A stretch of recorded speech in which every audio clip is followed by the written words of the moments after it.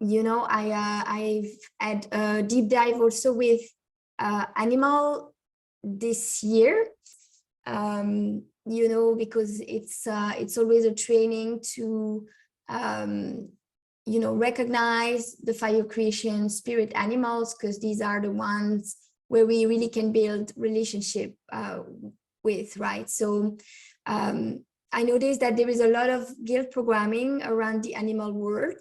Much is being pushed also to access our heart through the animal cause, for example, on social media.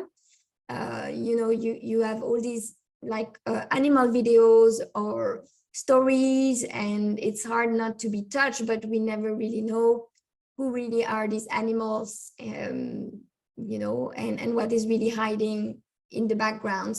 Now, the problem with rescue center and rescue animal operations is that they don't have any discernment about what is simulation and what is not. And if you spend your time, with holographic projections, you're not really helping anyone, right? Anyone real. There would be for sure a lot of engineering there, because I think a lot of fire creation beings are touched by the animal cause. That's actually a field where you can find a lot of reals who have good intentions, but also a lot of reals who are fooled and handled because of that. That you really need to go in this field or to relate to the animal cause, I think, with discernment to really have the most impact possible.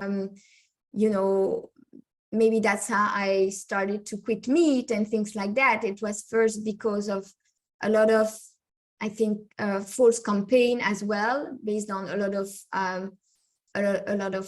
of lies as well. So I do think that to be really impactful, it's great to actually work with the app or our own abilities, and to really choose the animals we want to interact with and we want to help, based on who they are as a spirit, right? And maybe in the past, as me, you've been exchanging with animal communicators, and I would say that it was interesting, but it was also misleading in some ways, because it doesn't have this simulation way of reviewing reality, which I think is very, very important, because they can give you a lot of half truth.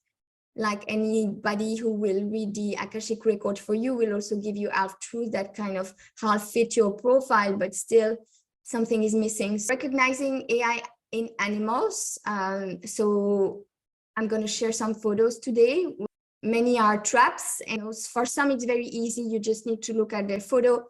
They are not spirited, they are not fire creation.